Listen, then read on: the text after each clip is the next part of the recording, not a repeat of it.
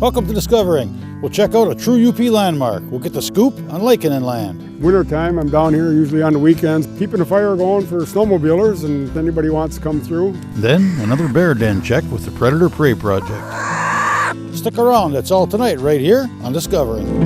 The secret streams that flow beneath the cliffs of colored stone.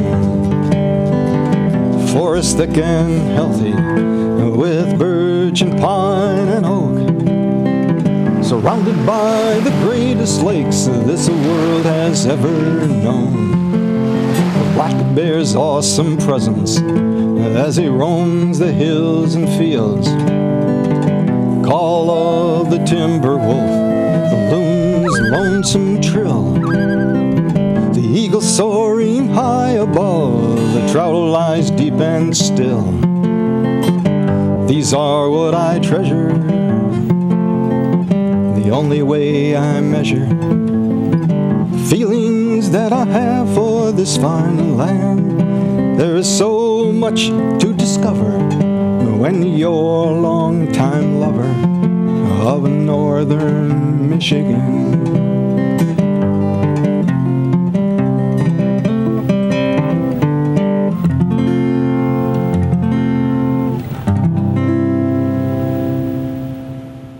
"15 miles east of Marquette on M28, along snowmobile trail number 417, you'll find Lakenenland. Lakenenland is a park filled with hundreds of scrap metal sculptures, all built by Tom Lakenen. I spent some time sitting around the bonfire with Tom to see if I could find out why. Welcome to Lakenenland. My name is Tom Lakenen, and I guess I'm the creator of this place. Wintertime, I'm down here usually on the weekends with a bonfire and coffee and hot chocolate and keeping the fire going for snowmobilers and hikers and skiers, anybody wants to come through. The place is open 24 hours a day, 7 days a week. Anybody wants to come out anytime. Wintertime, you don't really even need a skis or a snowmobile. The groomer goes through, and with all the snowmobiles, it's hard packed and easy walking. I made a trail through here and had about 40 or 50 sculptures in my yard that I moved down here. And it was deer season that year. We didn't have any tracking snow for deer hunting, so I really didn't get too enthused about deer hunting. So I came down here and built a little lean-to shelter here for snowmobilers. And it was just kind of a temporary shelter in 2003, and here it is 14 years later, still the same shelter. It blocks the north wind. I got that little wood stove there and use that for the coffee and hot chocolate. And hell, it can be 20 below zero, and it's pretty comfortable here by the shelter with the wood fire going.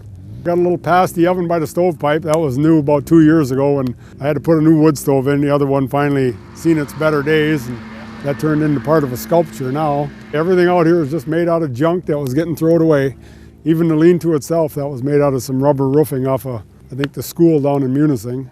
Rather than going to the junkyard, take it home and build something out of it. There we go. First started this that first winter of 2003, 2004, and you get snowmobiles that drive by and they'd see the coffee pots on the wood stove, and they kind of slow down and look and kind of a little leery to stop. And I heard later that their first trip through, they thought I was some hermit living out in the woods, and coming up from Chicago and wherever, they just think people backwoods up here in the UP, and that's the way we live. But some of them kind of surprised to actually find out I had a real house with indoor plumbing and electricity and all. And this is just here for anybody who wants to use it. Yeah, the wintertime on a busy weekend when the trails are good, there's days when you get 200 snowmobiles in one day that'll drive through here. Summertime, not quite so busy, but the snowmobilers really seem to like it. I don't think they're really coming to see the sculptures. I think it's a warm fire, but hey, whatever it takes. I'll come down here during the week to blow the snow off everything, and there's already guys here that got the fire going and cooking hot dogs or whatever they want to use the place for. You get people from pretty much all over the United States. I never realized the UP was such a snowmobile paradise till I started this. Thought everybody could snowmobile right out their back door, and then you start this and there's people coming up from all over the United States and different country around the world. They come over visiting, people bring them up here snowmobiling. So I guess we're pretty fortunate to have a snowmobile trail system like we got and conditions that we do. Yeah, it makes the winter a lot of fun. I'd rather be here in the snowbank than out in Hawaii right now, to be honest with you, so I enjoy it.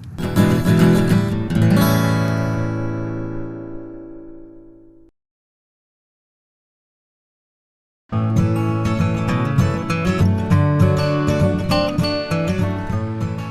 I've always worked construction as a welder. I'm in the Boilermakers Union. And whenever I'm laid off, I'll just throw some scrap in the garage and make something. Started about 20 years ago. I quit drinking, needed something to do to keep out of the tavern. And this is kind of a better habit, I guess. Got about close to 100 crazy metal sculptures scattered out in the woods here. It's all made out of scrap I get off of construction jobs, and whenever I'm laid off, throw something in the garage and see what I can make out of it. Tell a lot of people when they look at this weird stuff, where do I get the ideas? And I just tell them I'm recreating the things I used to see when I was drinking. So the stand-up boat, I had Indian fisherman, and he gave me that boat. And I stood that up and put the shelves in it and cleaned out a bunch of junk out of my garage. And the coolest thing in there, it's called the rigger's vise. It's used for making steel chokers for working construction. And that was actually used when they built the Mackinac Bridge to make all the rigging. The musicians are all made out of a bunch of chain that came out of Louisiana Pacific wafer board mill down in Sagola. That was the conveyor chain that hauled all the logs up into the mill. The big owl up in the nest is another favorite one for a lot of people. That was made out of some pipe fittings that came out of Stone Container up in Ontonagon, all stainless steel. Same with this Indian and Buffalo one. Indian's made right out of the side of a stainless 20-inch pipe elbow. The one fitting was worth about $960, and I got a whole truck and trailer load for 2 cases of beer and a bottle of whiskey, so I guess that works out pretty good. There's 2 Wildcat hockey players that are made out of expansion joints on the main steam line from out at Northern Michigan University. There's a memorial sculpture over here I built for my dad 2 years ago. Him and the guy that runs all the work on the ore dock in the Upper Harbor in Marquette, his son died of cancer, and so did my dad, so I made kind of a memorial sculpture out of that. Pink elephant's kind of a big favorite for a lot of kids that come out here. I made that for my daughter. Then when I started this park, she wanted to keep that in the yard, so I had to make her a swing set in order to trade to get the elephant down here. There'd be kids out here playing for hours on that big pink elephant. The sled dog sculpture kind of had a bunch of stuff that it was easy to make some little dogs that look like sled dogs, so kind of ended up with a UP 200 sled dog sculpture. The lumberjacks is another favorite one. That was the most time-consuming one.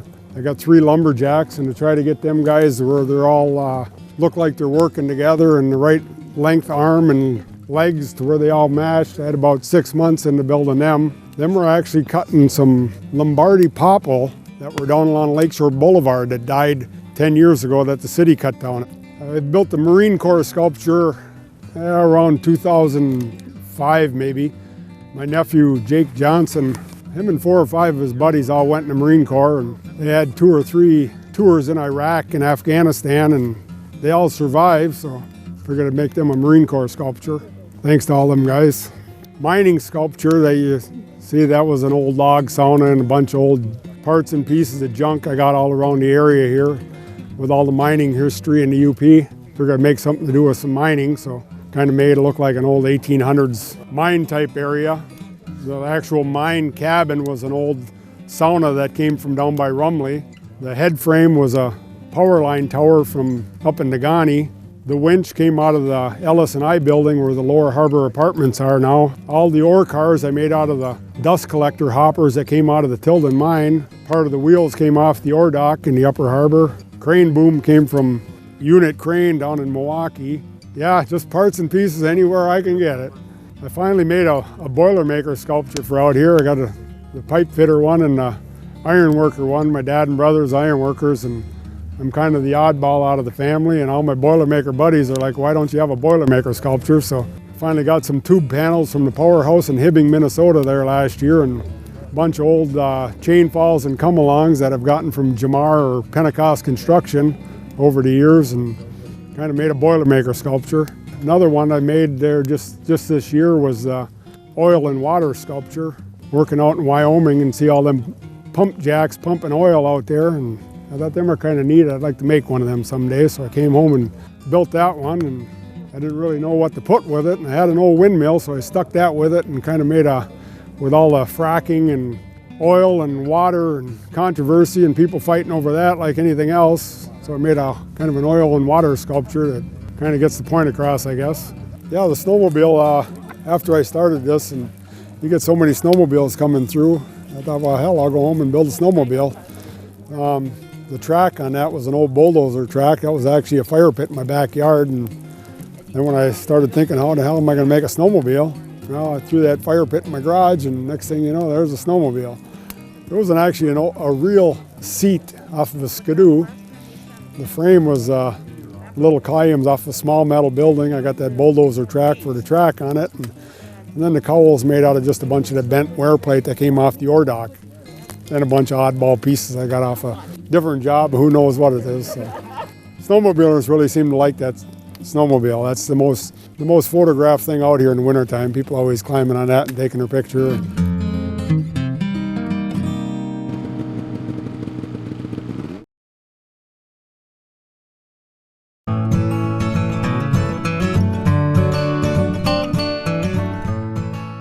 There's a pavilion out there now I built a couple years ago. I had a $12,000 donation from a Dr. Ken Beeren in Marquette. And I got a little band shell, so summertime there's local musicians that come down and play, usually on Sunday afternoons, and once in a while a music festival. A couple ponds out there, usually stock some fish in there for kids, anybody wants to go fishing in the summertime. There's a group in Marquette, the South Shore Fishing Association. Every year they have a kids fishing tournament, usually about Father's Day weekend, open to any kids in the area who want to come down and fish. Being right on the snowmobile trail here, they come right through with the groomer for me, and snowmobilers can ride their snowmobiles right through the park. It's about a half-mile loop. A lot of times on the weekends I got a canoe that I drag behind the snowmobile if there's kids around, and give the kids a ride in the canoe through there. Yeah, snowmobilers seem to like it. A lot of them come back again after being here a year or two previous and see what's new. Sometimes in the winter, you'll end up with a school bus pulling with 50 kids that come out, and I usually like to get a little heads up on that because it makes sure there's a fire going if it's during the week, and come down with the canoe and drag them around, and they're cooking marshmallows and stuff. And a lot of times the end of the year around May and stuff, you'll see I'll be down here doing something, and you see a school bus pull in, and all of a sudden the whole place sounds like you're at the dump with a bunch of seagulls. I mean, the place just comes alive with kids running everywhere and hooting and hollering.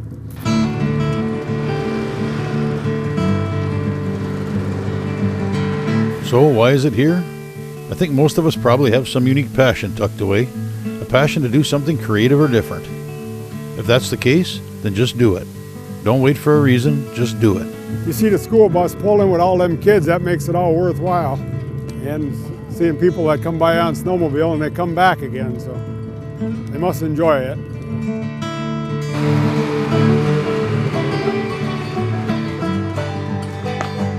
I didn't know when I started this if somebody's going to come through here and tip this stuff over or spray paint it, graffiti, or haul it off to the junkyard and cash it in. And it's been unreal. I come down here, I can take off and go to work for 3 months and come back, and everything's still the same. There's no garbage, no litter whatsoever. I mean, nothing destroyed. Grass needs to be cut, but that's about it. And I've been out here even in the summertime, and you'll have 2-3 cars backed up here to the fire pit with their trunk open and stereo blaring, and just tell them, hey, make sure the fire's out when you leave, and you come back the next day and you can't even tell they're here.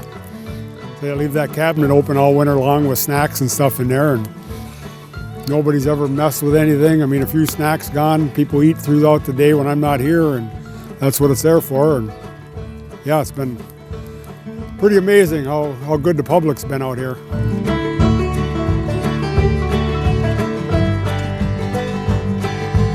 Lakenenland is a result of someone's ideas, someone who found a way to express his creativity. And we get to enjoy it because he decided to share it with anyone interested. Not for any monetary reasons or notoriety, just because he can and he wants to. So if you're driving by, stop in and take a walk through the park. If you're heading down Trail 417 on a snowmobile, stop in. You're sure to find a warm fire, a hot cup of coffee, and Tom. I've always liked camping and sitting around a bonfire, and sit out here with the coffee pot going, and get to talk to all these tourists from all over the place. You meet some pretty interesting people, and people seem to enjoy it. You see them going through with a big smile on their face, and especially the ones that come back again. They must like it if they come back again. Yeah, Really enjoy it. Really makes the winter go by, and I got a good pile of scrap iron yet, and I still work construction for a living, and I'm always collecting more off of jobs. Try to make something new every year, but as far as this wintertime thing, this will be going on until I can't do it anymore. Hell, I'm only 54 now, so it'll be quite a while yet, hopefully. And in the summertime, you see a busload of kids pull in here and running around and laughing and smiling and having a good time. Definitely makes it all worthwhile. So.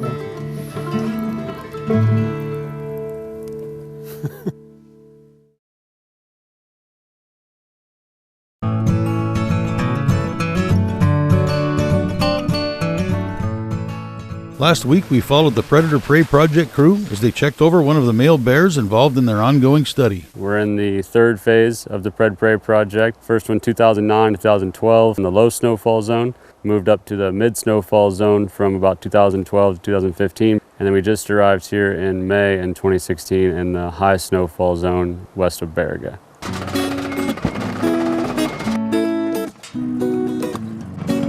I tagged along on another bear den check, this time a saw with cubs. So today we're continuing our bear den check. So we've captured bears in the summertime and fitted them with VHF collars.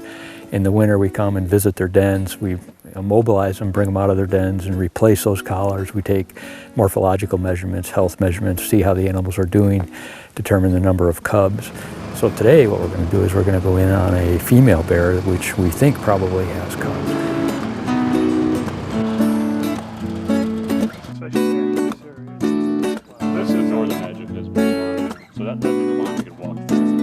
So this morning we began the trip by riding snowmobiles in probably about 2 miles back into where we're approximately maybe 400 or 500 meters from the den. We'll then snowshoe into the den. But because the temperature is fairly warm today, we're bringing the dart gun with us just in case she comes out of the den before we get close enough to immobilize her with the jab stick.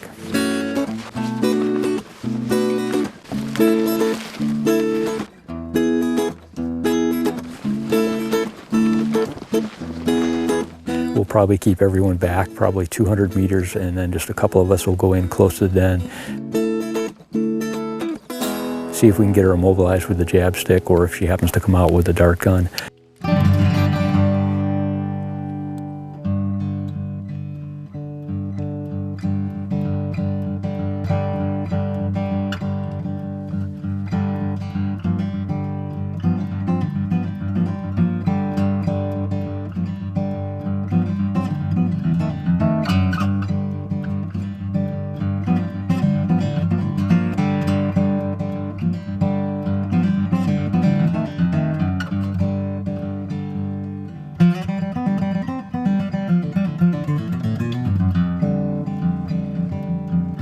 So when we approached the den, we saw that she was very exposed, and so we had to inject her into the hindquarter, which is not our preferred site.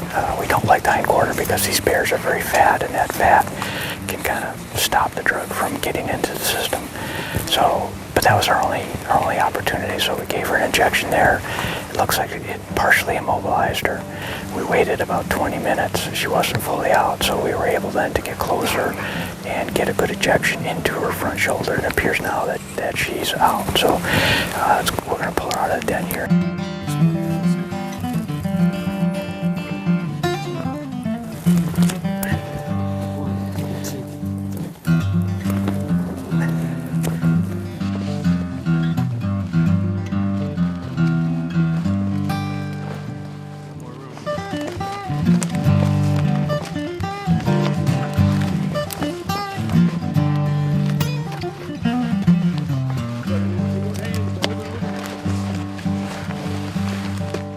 Once we get everything under control, then we'll bring folks in and we'll begin the workup. And so we'll begin by checking her health, her temperature, pulse, and respiration, make sure that she's doing good.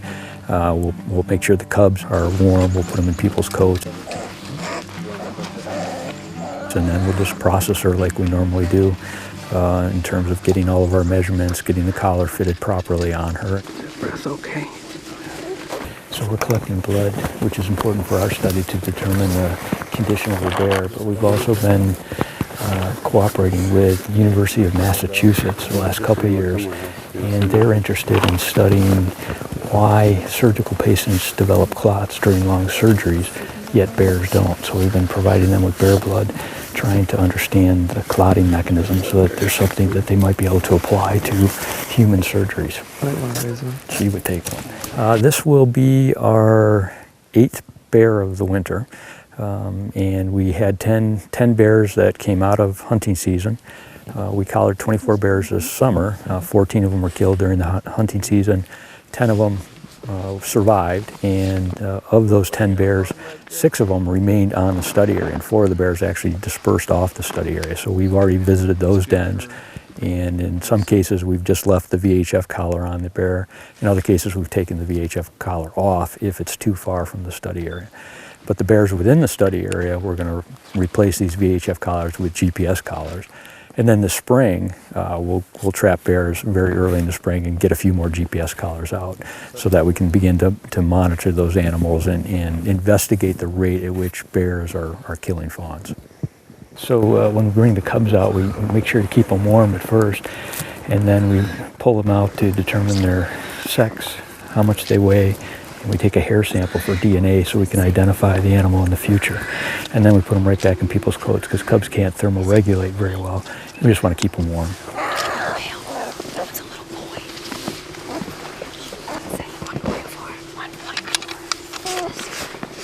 1.4. The drug probably is going to take an hour and a half to 2 hours for it to wear off. Usually when they go back in the den, they're still fully immobilized, and we were able to position them so that we can watch their nose, make sure that there's not going to be any obstruction to that. We can position the cubs so that they're safe. And then we take conifer boughs and completely cover the front of the den to try to make it dark. If it snows again, that snow will cover over the den, and it'll be a secure place for her to spend the rest of the winter.